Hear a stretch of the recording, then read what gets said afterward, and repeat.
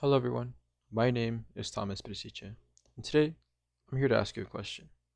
Now, have you ever found yourself excited to go to the beach, and when you finally get there, you come to the shocking realization that it's been closed? You see a sign and you see that it reads, pollution, waters are polluted.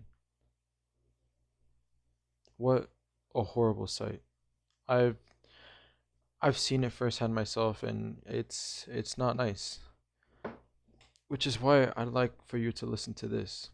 In an article by Surfers Against Sewage, the author stated that approximately 12 million tons of plastic finds its way to our ocean every single year. That is an insane amount. And over the past few days, I've conducted research on how pollution affects our ocean and our daily lives. So I've come to the realization that pollution in our ocean is getting extremely out of control and it needs to be dealt with. Um, So, for my main points, first, pollution, especially by plastic, as you saw from my quote earlier, it has increased significantly. Secondly, pollution is a result of human activity and it is hurting our community and our marine animals.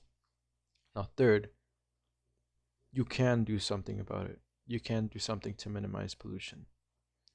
So, to discuss my main point further, have you noticed that in San Diego, when you go to Imperial Beach, it's always closed due to pollution? This is what I was referring to earlier when I said I've seen it firsthand. But yeah, a once beautiful beach with hundreds of people has now become an isolated beach with gray waters. Now, pollution in our ocean is a huge issue that needs to be addressed. In an article by Ocean Literacy, the author states that plastic waste makes up makes up 80% of all marine pollution. 80%. Now, that definitely says something because that is a huge, huge amount. Now, this is troublesome because, believe it or not, plastic can take up to 500 years to decompose.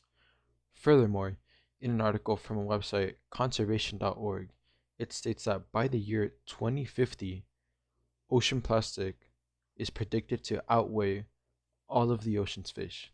All of them. Now, that is huge, right? And as you can see, it's becoming an a more difficult problem to deal with because the number of plastic is increasing. Now, for now, while it may only be Imperial Beach for us here in San Diego, if nothing more is done, more and more beaches across the US, across every coast, will close one by one. Now, if there's so much beach in the if there's so much pollution in the ocean, what is causing it? See, when it comes to pollution of our Earth, humans are the ones to blame. In an article by the International Union for Conservation of Nature, it states that the main sources of plastic debris found in the ocean are land based, coming from urban stormwater runoff, sewer overflows, littering, inadequate waste disposal and management, industrial activities, tire abrasion, construction, and illegal dumping. Now, you might be thinking, how might all of this affect you? You know, it's happening in the ocean. I'm sitting here at home. What does that have to do with me? Well, actually, you'll find that the ocean makes up roughly 70% of the earth. Now, that might be a fact you've never heard of, but it is true and it's crazy to think about. But yeah, the ocean is a vital component of our planet and it's something that needs to be protected. And you'll also find interesting that in another article by IUCN, the author states that microplastics have been found in tap water, beer, and salt. As a result, this can cause negative and neurological effects on both humans and animals. Now, to further dive into microplastics, when plastics decompose, they don't decompose fully. While you might not see the original plastic, it will decompose into smaller microplastics that can be digested by fish, like marine life. And like I said earlier, it can cause reproductive and neurological negative effects. And this can affect humans as well. But this all sounds terrible, so I imagine you must be thinking, what can I do to help with this issue? How can I minimize pollution? Well, I'm glad you asked. Now, there are a lot of ways that you can minimize pollution. For example, in an article from the website oceansociety.org, it states that wherever you live, the easiest and most direct way that you can get started is by reducing your own use of single plastics. Now, this goes into several other things. Like, for example, you could bring a tote bag whenever you go grocery shopping. That's a great way to help reduce microplastics because you're not buying plastic bags from the grocery store. Another way that you could do this is you could use a refillable water bottle, like those plastic, I mean, these water bottles like these, refillable.